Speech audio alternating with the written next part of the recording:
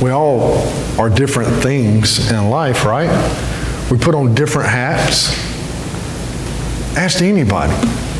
Because sometimes we really notice it when something's lacking in our life. We're in a relationship. We're boyfriend, girlfriend. We're husband, wife. And in that relationship, that's what our role is, right?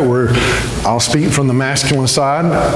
I'm very comfortable speaking from the feminine side as well. But the masculine side, boyfriend, husband, right? But you're not just a boyfriend or a husband, you're also somebody's son, right? That's a whole different role. You also work somewhere or do something, so you're either, working somewhere or you're a boss or what. That's a whole different role. You are different things at different times in your life. And sometimes some of those things get depleted, right? I have felt that way. I have felt like I just need a vacation.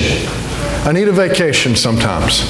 Not that there's anything wrong with it, but I have been daddy for so long. I have been pastor for so long. I have been friend for so long. I have been all these so long that I forget what it's like just to date my wife. And just, be Danny. Just be the husband for a little bit, Forget that I have children.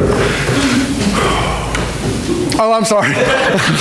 I'm sorry. I was daydreaming. All right. No.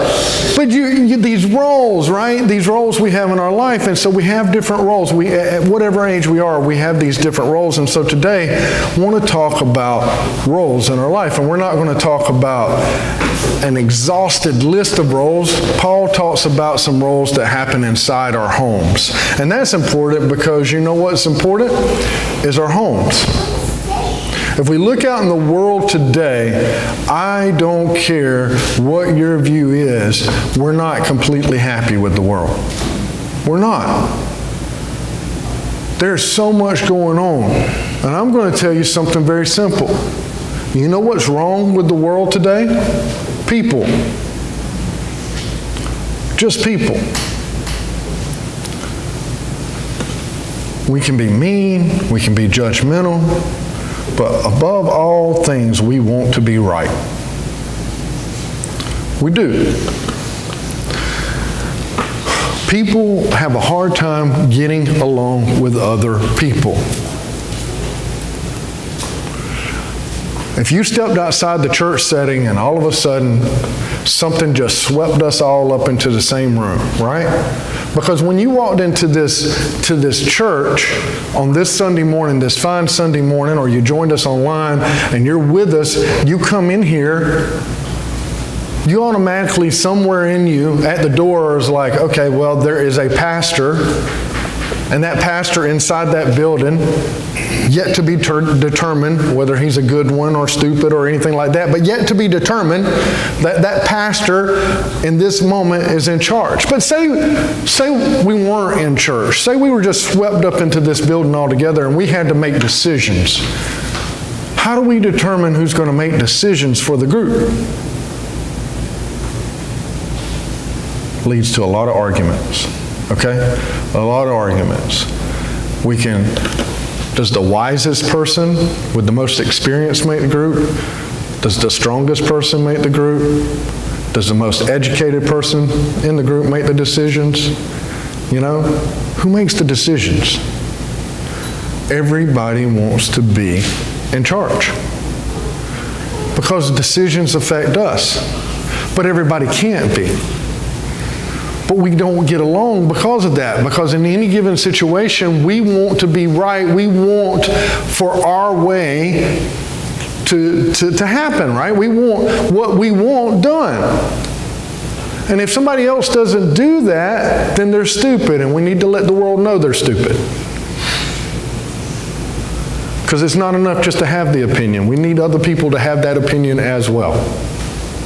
People don't get along. But we belong to Christ.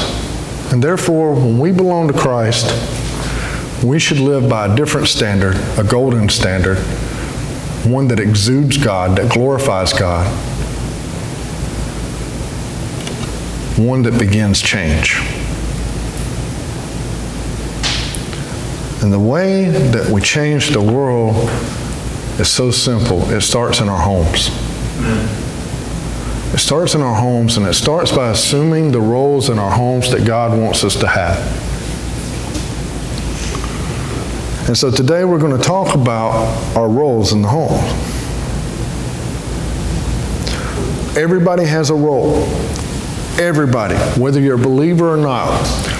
Husband means husband, whether you're a believer or not. Wife means wife, whether you're a believer or not. Co-worker means co-worker. All these things, we all have roles.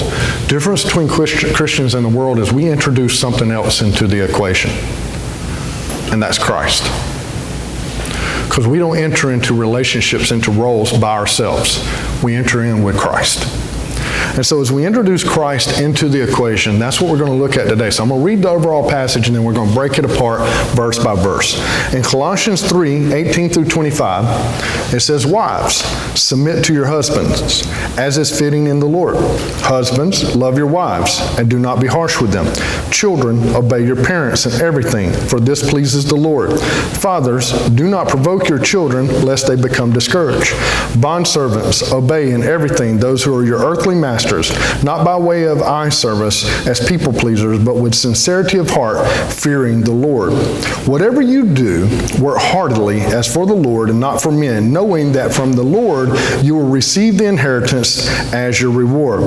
You are serving the Lord Christ, for the wrongdoer will be paid back for the wrong he has done, and there is no partiality." Christian roles. So now, in this, before we even get started with the Christian roles, let's address some elephants in the room, okay? First of all, in this passage, there's language that many of us, we don't like. Okay? And because we don't like it, we'd like to see it interpreted differently. That's not right. So the argument has been, well, Paul was talking to a specific church that needed this type of direction. If that is true, then as we open up the Bible and we start seeing the same thoughts Paul expressing into the church of Ephesus, as well as this church, or when he's talking to Titus, or when Peter in 1 Peter is talking about wives and husbands and children and everything, then it echoes true throughout the Bible. So that's not true. Then the other argument is, well, this is just a cultural argument. Okay. If it's just a cultural argument, we're just talking about wives, then we also have to be talking about husbands. So if we're talking about wives submitting and we don't like that, then we also must not think that he was talking across all generations that husbands must love their wife, or that they must love them as Jesus loved the church, or maybe that Jesus doesn't love the church but just loved the church at that time. No, that doesn't make sense. So if he wasn't being cultural at that moment with all of it, then he wasn't being cultural with any of it. So what does it mean? Well, let's start with the first one because that's a tough one. Wives, submit to your husbands as unto the Lord. I'm going to tell you how I get married to submit to me. It's been close to 20 years. And I wouldn't be here if this was part of it.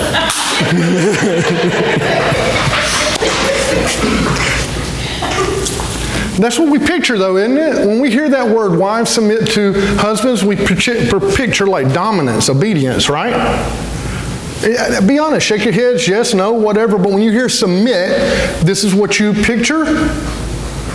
Like the husband must be dominant. The husband must, you must obey your husband in all things. Let's break apart this submission. Submission is a willing surrender. In this instance, it's a willing surrender.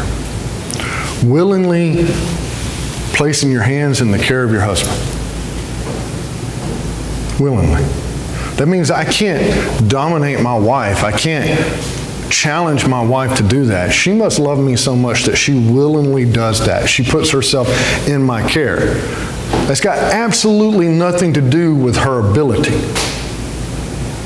Let's get this clear, and let's get this very clear. What we're talking about today is God-ordained roles in our life. Nothing to do with my wife's ability or strength. My wife is amazing. My wife is the strongest person in our house, hands down, except when it comes to opening jars. Everything else. Everything else. You don't believe me? Let us get sick around the house, okay?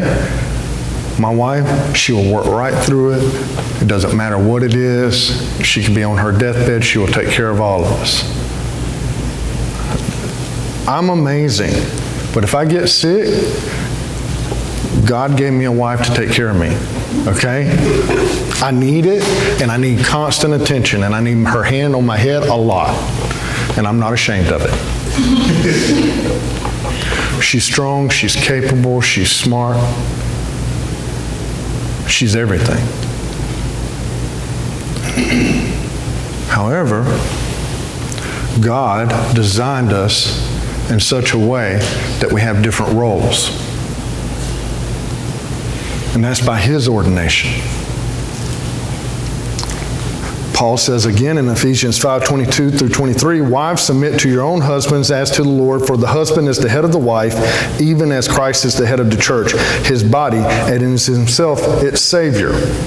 Now I want you to think about that, because we listen to that part. Wives, submit to your own husbands as to the Lord, for the husband is the head of the wife, even as Christ is the head of the church. And what this means is that as far as concerns in the family, who's accountable? The husband's accountable. Who's going to answer to Christ at the end of the day for the things that happen in the family with the wife and everything? The husband. He is the one that's accountable, right? He is the head. But I want you to go a little bit further with this and think about what it says as it's described in the husband. It says, even as Christ is the head of the church. Now think about Colossians for a second. Let's go back to the beginning where Paul's talking about the preeminence of Christ. Do you remember that? Who is Christ? Christ is God. Christ holds all things together, right? He sustains all things. Christ created, with the Word, Christ created everything, right? It's what it talks about in Colossians. He is creator, He is redeemer, He is holding together all things. Christ is God. Let me ask you a question. Who's greater? Think about this in your mind. Who's greater in the Godhead? The Father, the Son, or the Holy Spirit?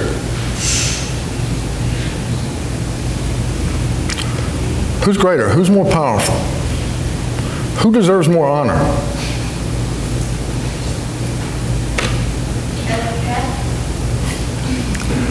They're equal. They're all equal. They just have different roles. The Father is the creator, the Son is the redeemer, and the Holy Spirit sets things apart. Or I like the way somebody said it one time. Somebody said that the Father has a plan. The Son carries out the plan, and the Holy Spirit administers the plan. Okay? They're equal, but they have different roles. 1 Corinthians 11:3 says, but I want you to understand that the head of every man is Christ, and the head of a wife is her husband, and the head of Christ is God. The head of the Son is the Father. Now, the Son's not unequal with the Father. The Son is not less powerful than the Father or less great than the Father. The Son is as equal and as great, but there's different roles, different responsibilities, the exact same in our households.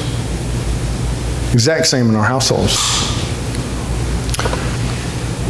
This phrase that says, wives, you must submit to your husbands as to the Lord, it can be misconstrued. Because on one hand, it's, hey, I must submit, I must obey my husband as I would obey the Lord in everything. There's nothing I wouldn't do for God. This is not true. This is not true. Wives are not called to obey their husbands outside of God's ordained way. They don't have to obey and bow down. It's not as if the husband is put in on equal podium with God.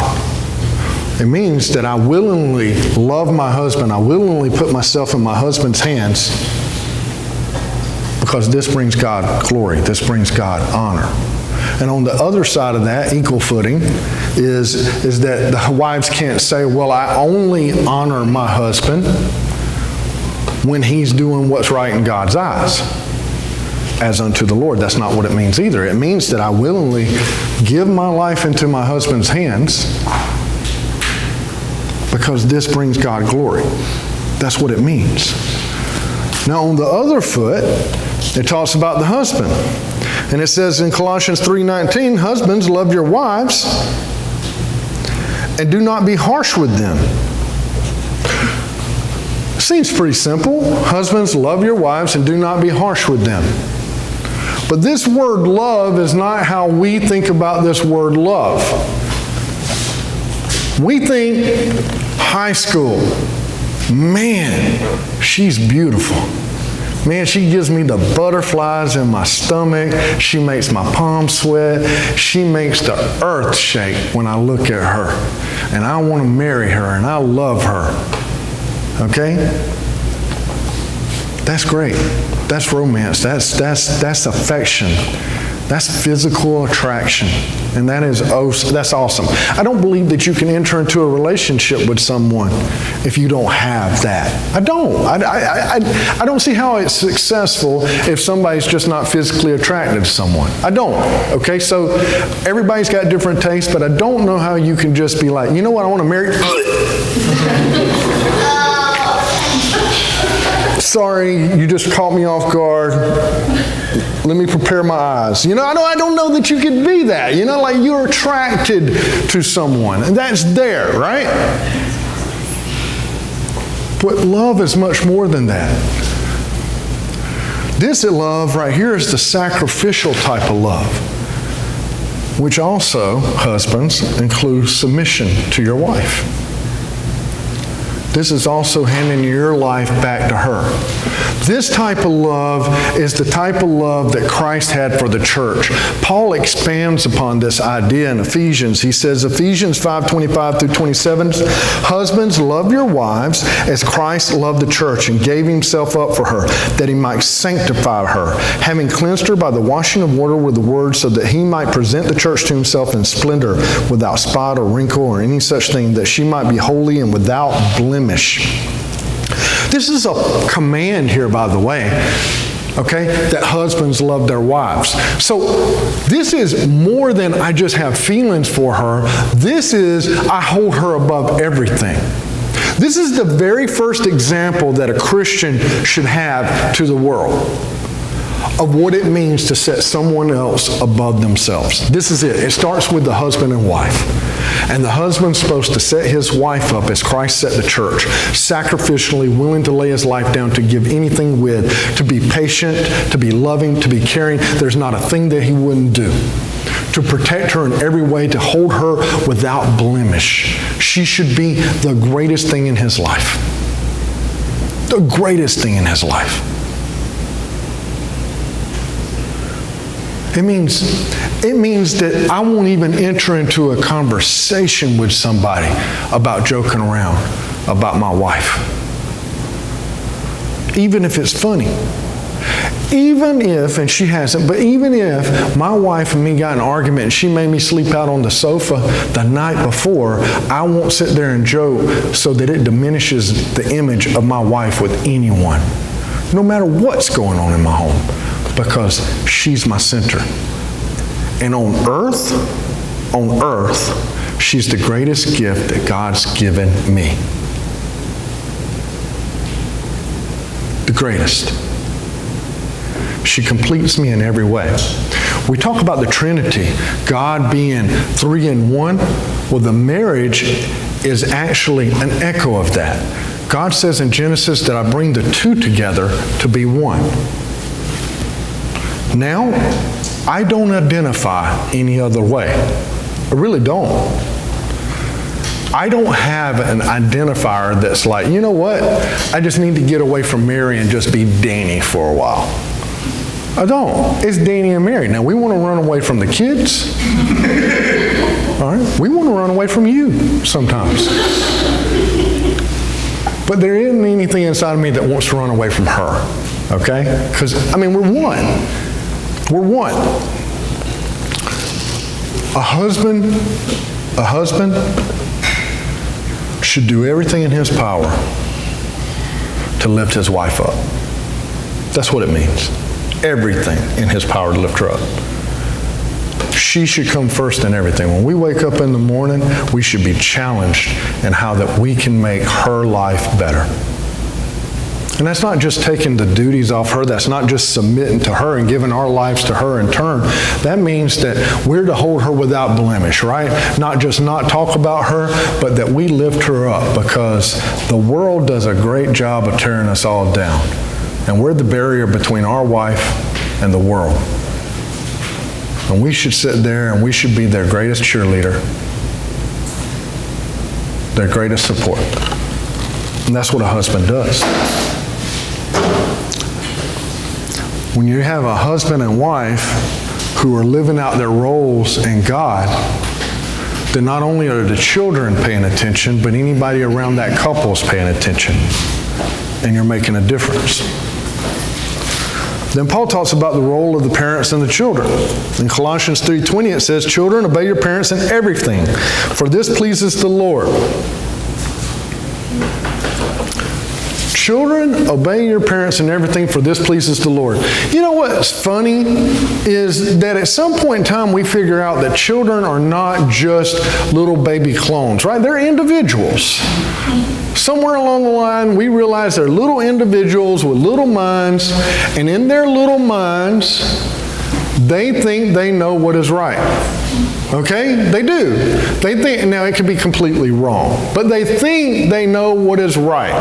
In their mind, they're like, I think it's right for me to have that cookie before dinner, right? I think it's right. No.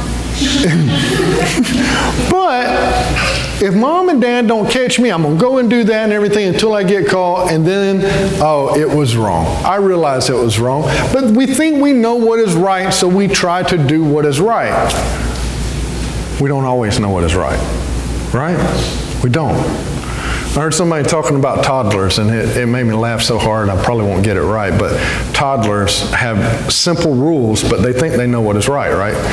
Simple rules for a toddler is that it's mine. If I was playing with it and within the last day, it is mine. If you set it down, it is mine.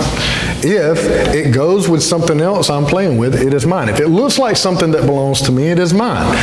If you are currently not looking at that, it is mine. The only time it's not mine is if it's broken, and that's yours, right? Those are a toddler's rules, right? Because they know what's right. But children believe they know what is right.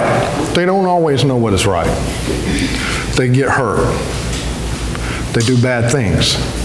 And so as parents, it's our role to protect them, but also to set examples before them. We have a great example. Can you imagine? I really don't know if you've ever taken the time to really think through this, but imagine what it must have been like to be the parents of Jesus Christ. Because every kid is born as an individual that thinks they know what is right, but Jesus actually knew what was right. He's fully God, and he's fully man, right? He knows right from wrong. He never sinned, so he never did anything wrong. Jesus knows what is right. So as a parent, that has to be pretty frustrating, because like you're telling him, along with all his siblings and stuff to do, but I mean, like I don't believe, there's no indication that this happened, but I believe in my household, you know, we know who Jesus is. We've been like, yeah, that sound good? Like that's you know, just running that by you. I'm going to take charge in a minute now. You know, but with Jesus, but you know what it says about Jesus in Luke 2:51? We have a pretty picture here of "and he." That he is Jesus, and when it's talking about them, it's talking about his parents. And he went down with them and came to Nazareth and was submissive to them, and his mother treasured up all these things in her heart. Even Christ, who never sinned, was submissive to his parents. Submissive. Ephesians 6, 2 through 3 says, honor your father and mother. This is the first commandment with a promise, that it may go well with you and that you may live long in the land. Our parents are the first true example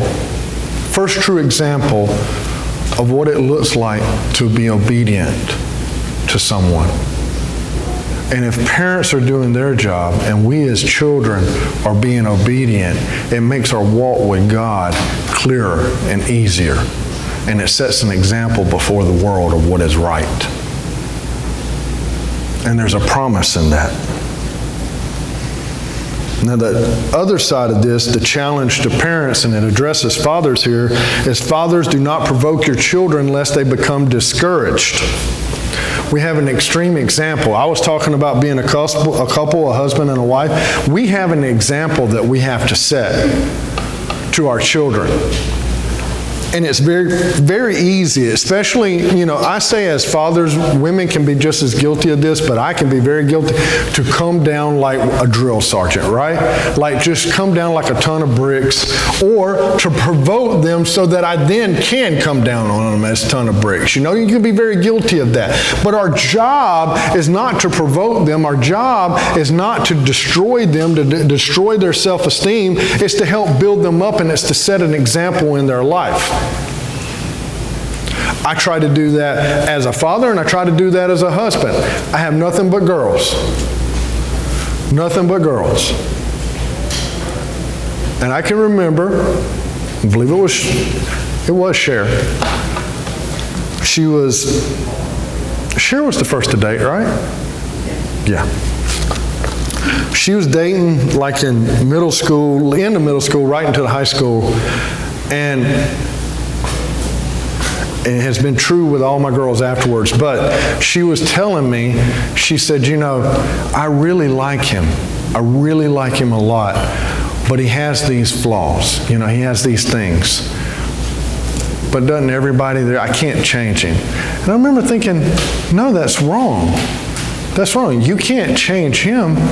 But you shouldn't lower the bar, right? You shouldn't lower the bar and all of a sudden not believe in this knight in shining armor, right? You shouldn't lower the bar and think, oh, well, I have to settle for someone because they're never going to be good for me, so I have to make concessions in my life because this is just what the world has to offer, so I'll just try to take the best. No, demand more. Demand more. You deserve a man that loves you. You deserve a man that will hold you up. You deserve that in your life. And I decided right then and there that not only because I love Mary, but that I would be that example in their life. That they deserve to see an example of that in their life so that they wouldn't settle for something else. That's what a parent's responsibility is that we set the bar. We're not only teaching them and setting guidelines for them so they don't get hurt, so that they learn, but we set the bar. That's why I use the belt. So they know what it, no. If I go back to that belt illustration one more time, I'm going to get the belt. Ephesians 6:4 says, fathers, do not provoke your children to anger, but bring them up in the discipline and instruction of the Lord. This is our responsibility. We're not to discourage our children, but to build them up. Then lastly, we have in this it just does not feel like it fits in this passage at all, and that is a role as a slave. In Colossians 3:21, it says, bondservants, obey in everything those who are your earthly masters, not by way of eye service as people pleasers, but with a sincerity of heart, fearing the Lord. Different time. Now, we know the consequences of slavery even in our lifetime. But this was a far, far different time than even what we know. Every single person lived with the fear of slavery, despite whatever their status was, despite whatever their skin color was, their sex, or whatever. Everyone lived with the fear of slavery because in this particular time and age, most slaves were through wars. So, like if somebody came in and they won the war, you're absolutely capable of being put into slavery, and there's nothing that you could do about it. Now, as we read this passage, I would think that at some point our mind must jump to, well, why is this in our Bible? Why is this right here in Colossians? Is this a condoning of that? Is this condoning slavery? Is this condoning this heinous act? Why wouldn't Paul, at this very moment, why wouldn't Paul say, you know what, and for all of you who own slaves, this is wrong, this is sinful, you need to release those slaves. Why wouldn't Paul address this heinous act right here? Did Paul condone it? Did Paul think it was right? Yes. No. Tristan can stay out here every service, okay, because nobody else is engaging with me. All right, no, Paul did not. He did not condone this. He's talking about something, though, that is relevant to the church at that time, but he's also talking about something that's relevant to us.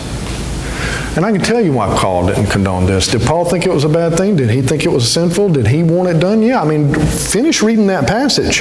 There in Colossians 3:23 through 25, it says, whatever you do, work heartily as for the Lord and not for men, knowing from the Lord you will receive the inheritance as your reward. You are serving the Lord Christ. For the wrongdoer will be paid back for wrong he has done, and there is no partiality. Paul was addressing a truth, but how does he feel about it? For the wrongdoer will be paid back. It was sinful. It was wrong. It was not right. Paul's not saying, I condone this, or this is me raising my hand saying, hey, I stand on board with what's going on. But the reality of life is that there are some horrible things in life. There are some horrible things in life, and sometimes there's some horrible things that happen to us in life, and that roles are cast upon us in life. And that's horrible. However, as a Christian, whatever role is cast upon us, even if it's at its most extreme, even if it's slavery itself, which is the worst possible circumstance that anyone could be put in, the most heinous thing that another person can do to another person, even if it's in that role, as a Christian, how do I live that role out for Christ? Now, what does that look like in our life today? Because we don't really deal with slavery. There's slavery in the world, but we don't really deal with slavery. Not here in our realm. What is another good illustration of that? Someone who's imprisoned, right? But wrongfully imprisoned. Happens. It's very rare. Happens. But even in the most extreme, if you find yourself in the middle of some scenario that makes absolutely no sense and you're in prison, you don't belong there. You've done nothing wrong, but all your rights, all your freedoms, everything that you hold dear has been taken away from you. Christ has not. Christ has not been taken from you. And you're called to live out heartily for Christ in that role. Even in that role. And what does that look like? What does it look like to live out for Christ heartily, right? It means that in everything that I do it for God. I do it for God. Everything that I do for God.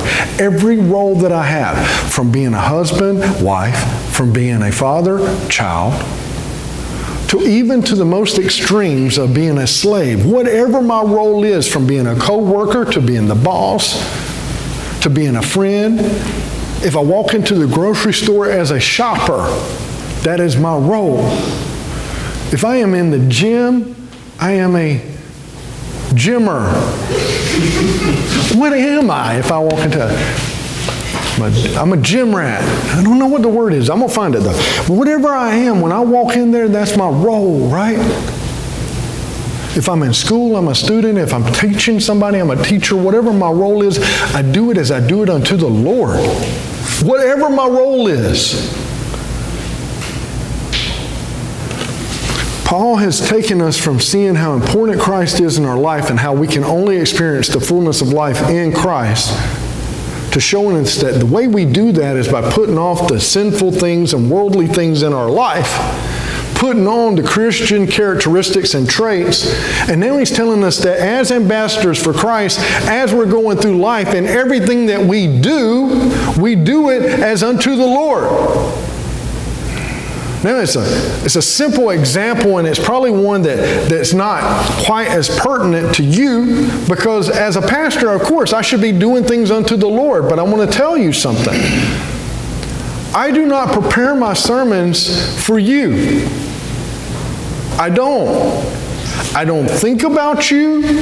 I don't wonder who this is going to resonate with or who it's not going to resonate with. I don't think about you as far as like I'm going to make eye contact with you, and when I'm up here behind the sermon, I don't think about you. I don't think about me. I don't think how this is going to look like on a video. I don't think of what this makes me feel like. God's given me a gift, and let me clarify. I don't measure my gift up against other people. I would probably find myself failing. But I don't measure my gift up against other pastors or other writers, other Christian. God's given me a gift. And I use my gift for God without the consideration of anything else. What I do unto God. My only audience is God. Because at the end of the day, I'm not going to stand before God waiting to hear, and Danny, this is the number of people and their lives that you impacted, and we were so excited because this person went off and they started this and everything, and that's all the direct. God, hopefully, God's going to say, well done, good and faithful servant. And that's enough. That's enough. My audience is Him. So whatever I'm doing it unto God.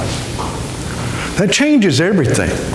Because if I'm doing the books for the company, if I'm going through and I'm doing the books for the company, I'm not sitting down doing this for the owner of the company. I'm doing what I do for God. I'm working at my hardest to represent God in this. When I go into the store, I'm greeting people, I'm smiling, I'm being kind, because what I'm doing for God.